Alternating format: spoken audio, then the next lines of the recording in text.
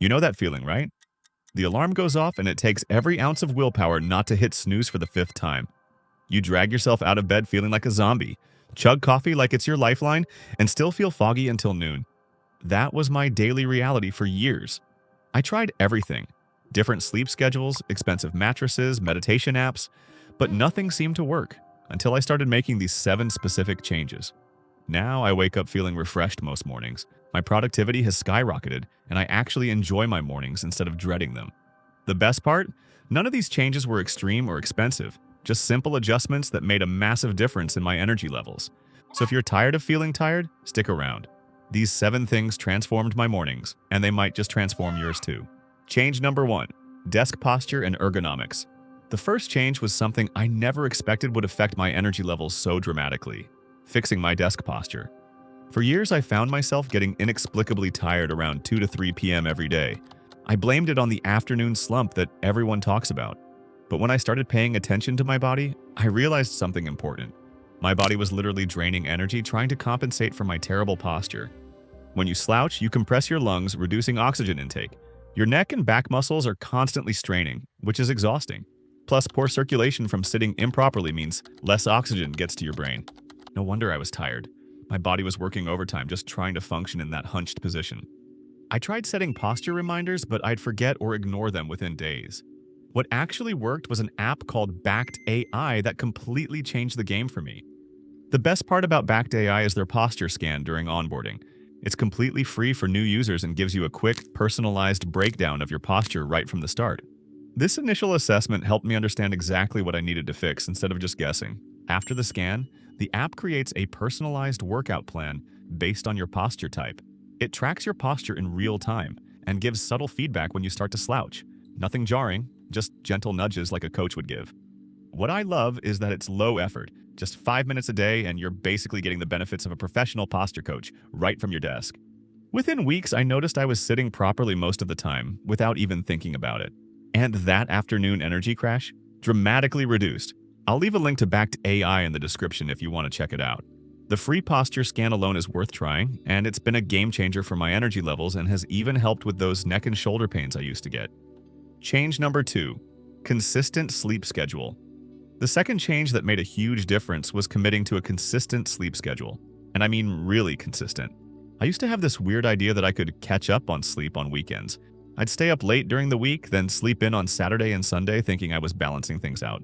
Turns out that's not how our bodies work at all. Our bodies crave consistency. When you go to bed and wake up at different times, you're essentially giving yourself jet lag without the fun vacation. So I made a rule: same bedtime, same wake-up time, every single day, even weekends. The first week was rough, I'm not going to lie to you. My body was confused and I still felt tired, but by week 2, something magical started happening. I started waking up naturally right before my alarm. My body had adjusted to the rhythm, and it was like my internal clock reset itself. Now there's flexibility, of course. If I'm out with friends or have a special occasion, I don't stress about it. But I stick to my schedule about 90% of the time, and it's made all the difference. Quick tip: use the bedtime reminder feature on your phone. Set it for 30 minutes before you actually need to be in bed, so you have time to wind down. Change number 3: morning sunlight exposure. The third change was something I thought sounded way too simple to work: getting morning sunlight. Within 30 minutes of waking up, I make sure to get at least 5 to 10 minutes of direct sunlight, whether that's sitting by a window, having my coffee on the porch, or taking a quick morning walk. Why does this work? It's all about regulating your circadian rhythm.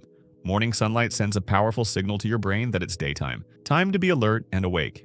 This helps suppress melatonin, the sleep hormone, and boosts cortisol, which helps you feel awake. But the timing is crucial. That morning light is way more effective than light exposure later in the day.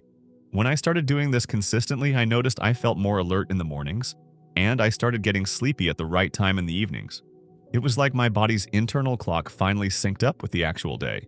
Even on cloudy days, the natural light is still much brighter than indoor lighting, so don't skip this step just because it's not sunny outside. Change number 4: hydration strategy. Change number 4 was completely revamping my hydration strategy. I used to wake up, immediately reach for coffee, and wonder why I still felt groggy and headachy by mid-morning. What I didn't realize was that after 7 to 8 hours of sleep, I was starting my day chronically dehydrated, and caffeine, which is a diuretic, was making it worse. So I made a simple change. I put a 20-ounce water bottle by my bed every night. When I wake up before I do anything else, I drink at least half of it. The difference was immediate and shocking. That morning headache, gone.